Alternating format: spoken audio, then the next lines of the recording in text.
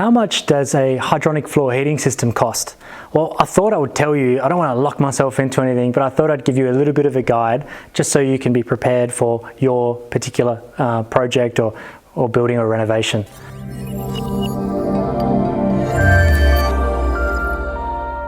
I'm Phil from Euroheat, and we've been designing and installing hydronic floor heating systems for over 30 years.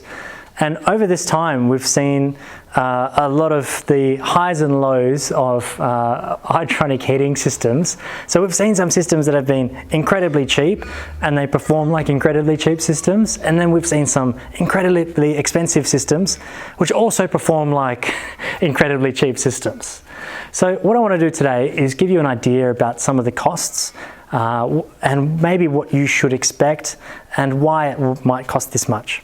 What we've found over time is that we have 30 years of experience with designing and installing these systems, looking after them, looking after the clients for many years, like doing their second and third house, for example. And we found that we know how to price them really well because we've seen it all. We've done it thousands of times before and we've seen it all. So we know exactly how much time is required. We know exactly the quality and the caliber of materials that are required. And we know how long it takes to design it all, to set it all up, to look after the customer, to make sure everything is running efficiently, not only just when we test it when it's finished, but when we come back for the first time that it's turned on and we walk the customer through, and then the year after that when we just come and check to make sure it's still working as it should. So let me give you some budgets right now, and hopefully I don't get too many angry emails following this.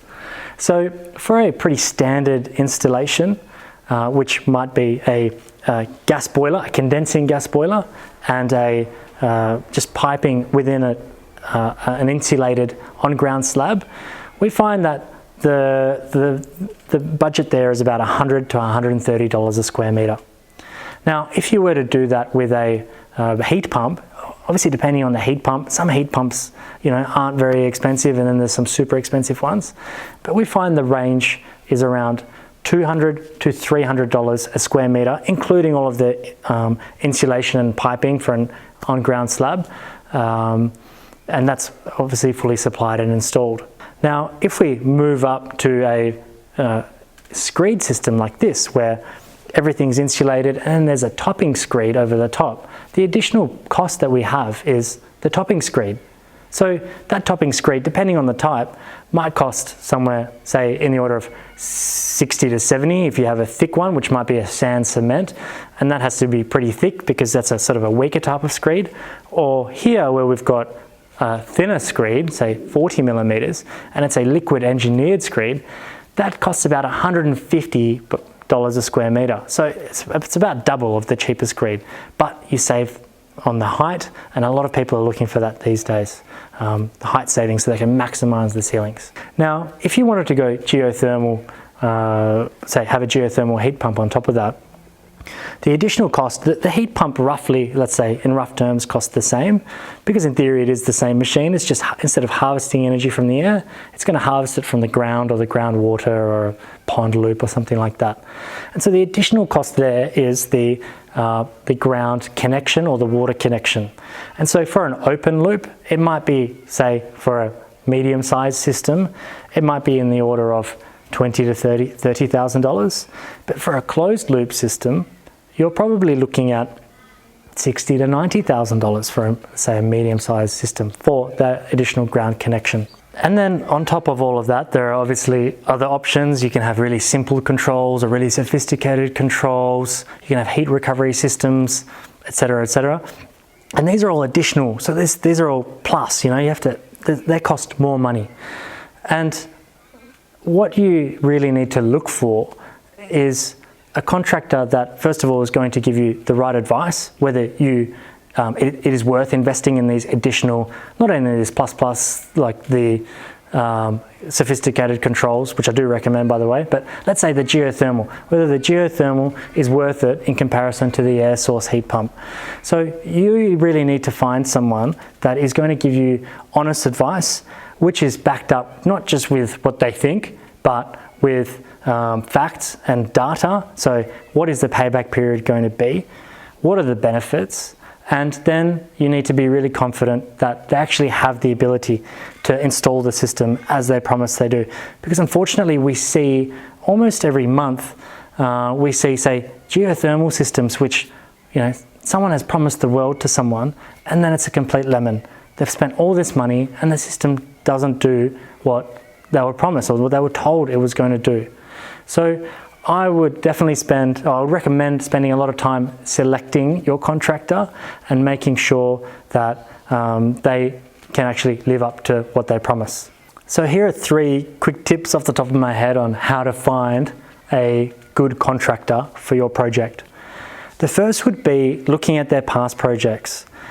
I've found that there's a lot of people out there that say, yeah, we've done this 1,000 times before, we've done this heaps of times, where, we're the premier installation company, we're, the agents for this and this and that. And then what you see is something that you would expect that, a newbie does. So make sure that you look at photos of their work, or perhaps even go to a project that they've done. Try to speak to the previous clients, because they'll give you a great gauge of whether they actually did what they said they were going to do, what they would like to work with, whether the system is performing, all those things. So try and find out the background of the contractor. The next thing would be, I find a really good test, a litmus test for contractors is, what's the design water temperature of the system? And a lot of people would just say, it's 45 or 50 degrees, let's say, for a floor heating system.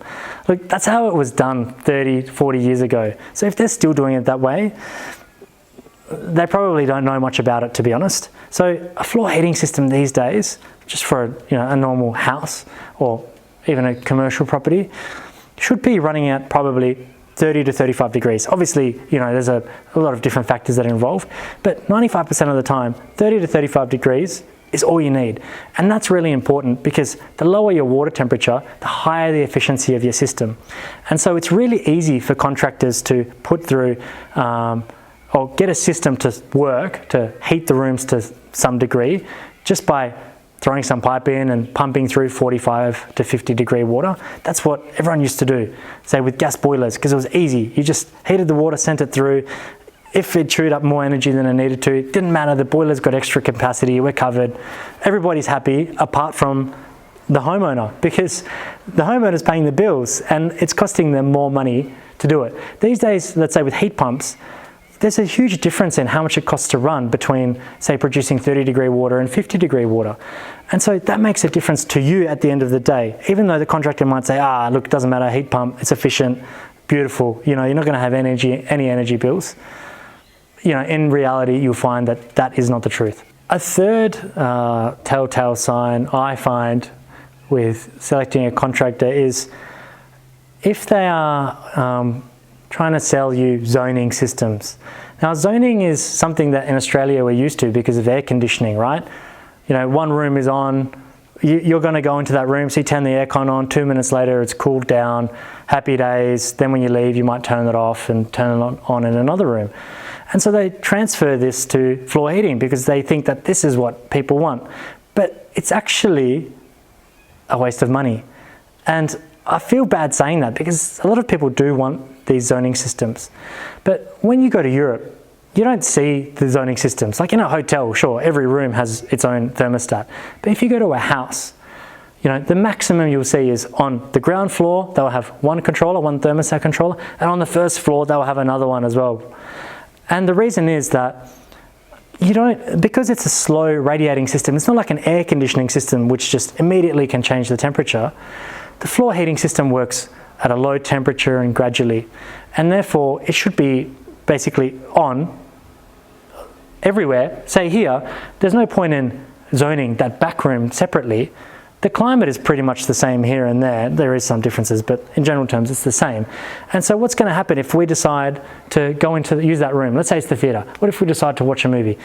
Okay, well, geez, we're going to have to wait an hour before we watch the movie because we have to let the system heat up and do its thing, etc., etc. A good system doesn't cost much to run. That room there might cost $20 over the whole winter if you just leave it on the whole time, but the zoning system for that room will cost in the hundreds of dollars. So even if it costs $200 for that zoning system, for that room, which it would cost more, but you're looking at a 10-year period to pay that back, and it adds complexity to the system, which you don't need. So there's things, look, the simpler the system, the better, right? The less things that can go wrong. And these, having these controllers everywhere and then valves, and sure, it's possible, sometimes we do it because the client insists on it, and then we talk to them years later and they tell us that, oh, we wish we didn't do that because they're all programmed the same way and they're all on all the time. A lot of contractors push this because they feel like, oh, we've got a neat zoning system, and it's just a bit of a gimmick, to be honest. I encourage you to sort the wheat from the chaff, to really find the contractor that isn't just promising and talking things up and is a slick salesman that says all the right things. But I encourage you to ask the probing questions, some of the questions that I just mentioned. And then even if you look at our other videos and our website, you'll find other great questions to ask, and you'll be able to sort them out pretty quickly. And then there'll be a smaller pool of contractors that then you can really make a great system plan for your house with, and get the system that is going to give you the comfort and give you the energy efficiency that you're looking for. So if you're looking for comfort and energy efficiency from your floor heating system, we've been doing it for over 30 years in Australia. So I encourage you to call us at Euroheat. We'd love to help you with your floor heating system too.